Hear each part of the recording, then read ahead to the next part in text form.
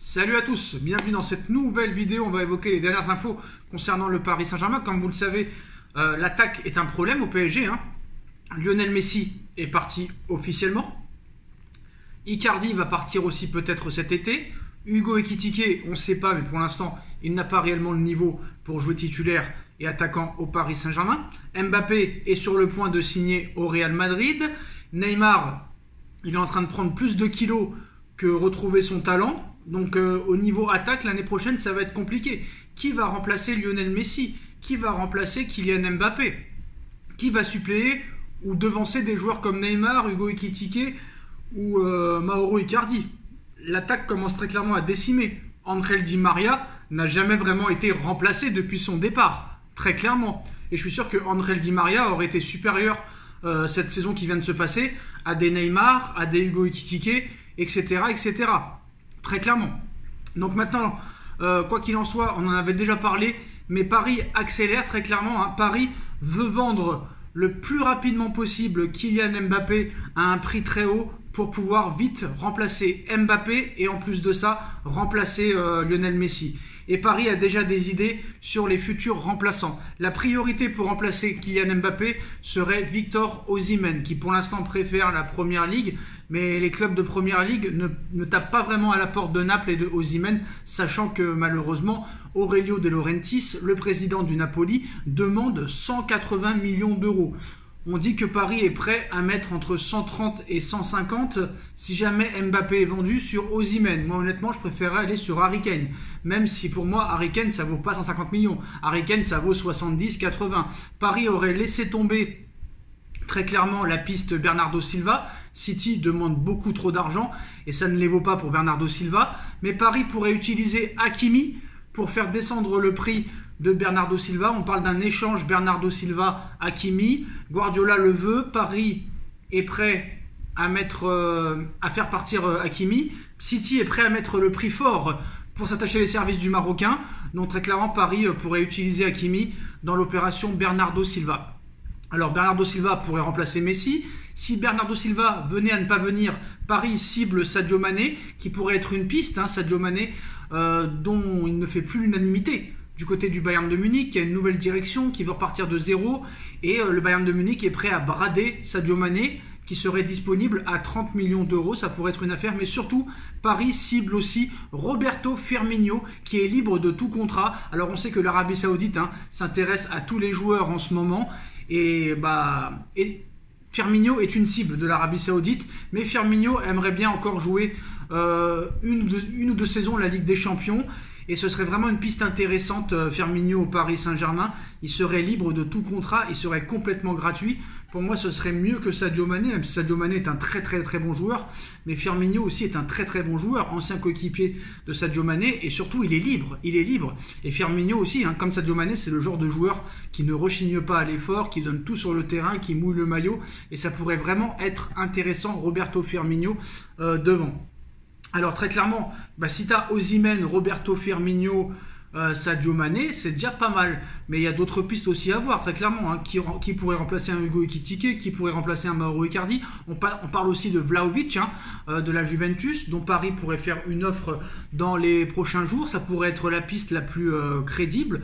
Mais voilà, si Paris veut un joueur style Messi, un joueur style Mbappé, ça va être très compliqué à trouver. Et surtout, il faudra mettre la main à la poche. Alors comme on le sait, si Mbappé s'en va et que Mbappé rapporte 250 millions d'euros, tu fais déjà 250 millions d'euros dans la poche, dans la banque. Tu rajoutes l'économie du salaire de Sadio Mané, tu rajoutes l'économie de salaire de Lionel Messi, tu rajoutes l'économie de salaire de Sergio Ramos, et là, ce n'est plus la même chanson. Donc c'est pour ça que Paris veut vendre le plus rapidement possible Kylian Mbappé pour enfin commencer son mercato. C'est pour ça que je pense que très clairement, le dossier Mbappé au Real est imminent. Et dès que Mbappé sera vendu au Real Madrid, très clairement, Paris foncera sur des joueurs comme Osimhen, ou Harry Kane, ou Bernardo Silva, ou Sadio Mané, ou Roberto Firmino, ou encore d'autres joueurs. Parce que voilà, à Paris, il y a une énième reconstruction. Le milieu de terrain est transparent, la défense centrale est transparente, le gardien est transparent. Cette équipe, très clairement, est en chantier. non seulement cette équipe n'a pas de banc de touche, mais les meilleurs joueurs, entre guillemets, sont en train de partir et ça va être très compliqué de les remplacer. Le football est en train de mourir. L'Arabie Saoudite et la MLS sont en train de prendre tous les meilleurs joueurs, entre guillemets, et ça va continuer dans les années à venir. Et le mercato est encore très très loin d'être fini. Donc très clairement, pour moi, Harry Kane, Victor Osimhen, Bernardo Silva, Sadio Mané, Roberto Firmino, Vlahovic, c'est des pistes intéressantes pour remplacer les Mbappé, les Messi et peut-être les Neymar, etc. Mais je pense que Paris, une fois qu'ils auront vendu Mbappé, je pense que la révolution sera en marche et il est possible que même Verratti, Donnarumma et Neymar s'en va. Très clairement, c'est possible. Neymar n'est plus un joueur de football. On le voit encore avec cette histoire avec sa femme. Il est boursouflé. Il prend de plus en plus de poids, ça fait 6 mois qu'il n'a pas joué, il ne retrouvera pas son niveau, donc je pense que si l'Arabie Saoudite très clairement propose une somme d'argent, Paris sera prêt, je pense, très clairement à le vendre. Mais il faut régler déjà la situation de l'entraîneur, la situation du directeur sportif, le problème des indésirables qui viennent de revenir de près, les Kurzawa, les Wijnaldum, les Julian Draxler, les Juan Bernat, tout ça, il va falloir aussi s'en débarrasser. Ça va être très compliqué, mais voilà. Très clairement, je pense que le mercato ne va pas être assez long pour tout régler. Et ça va être compliqué, ce mercato, très clairement.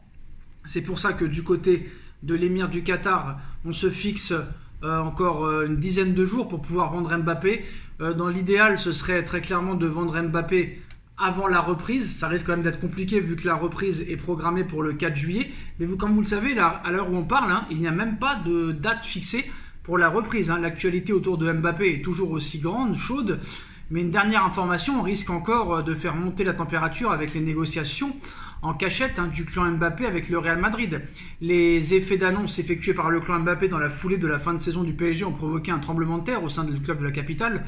La réaction a été vive puisque cette lettre comprenant l'intention de ne pas prolonger son contrat n'a pas été comprise par les dirigeants. Ces derniers ont tenu à faire connaître leur plan, à savoir de conserver leur attaquant vedette s'il venait à prolonger son contrat ou bien de le vendre pour effectuer une transaction record.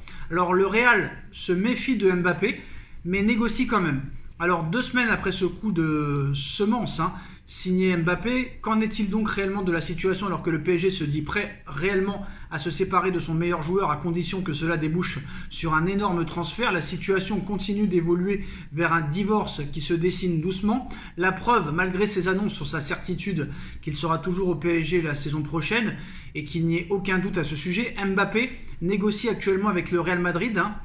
Les deux camps se sont rapprochés, même si Florentino Pérez ne veut absolument pas ouvrir la porte avant d'avoir la certitude que le coup est jouable. Le président de la Casablanca s'est déjà fait avoir à plusieurs reprises avec l'ancien monégasque et il ne fera pas le premier geste pour mettre encore plus le feu à ce dossier.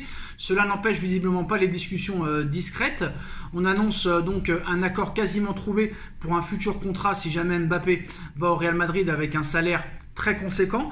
Tout serait donc dans une situation beaucoup plus avancée que celle qui est décrite, surtout que la presse madrilène est aussi sur le point de sentir le vent du changement.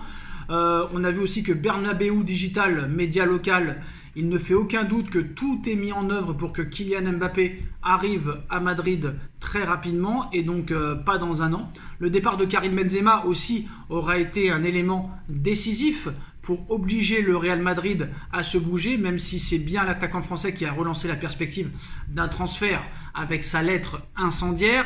De là à dire que tout est calculé et que ce changement de club retentissant va avoir lieu, il y a beaucoup de monde qui hésite à l'affirmer à 10 000%. Voilà, surtout étant donné l'historique chargé du début de carrière de Kylian Mbappé et sa capacité à feinter le Real Madrid en ce qui concerne ses choix sportifs.